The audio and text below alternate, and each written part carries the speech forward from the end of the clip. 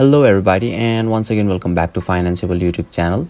Today in this video I'm going to show you how to set up Binance Wallet in your Google Chrome, so make sure you follow my step till the end. First of all, you need to search for a Binance Chrome extension in Google. Now right after that you'll be able to see a link at top shown in the screen where you just need to click on it. Now right after that you'll be redirected to Chrome Web Store, where you'll be able to see an app at top where it is distinguishable by its logo shown in the screen. And don't forget, you'll find the add to Chrome option at right side. Just click on it and your download will begin automatically.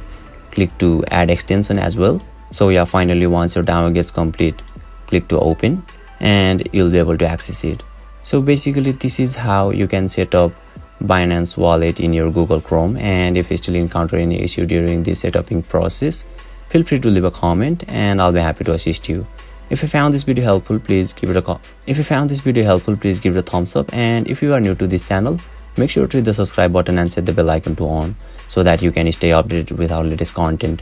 Thank you for watching and I'll see you next time.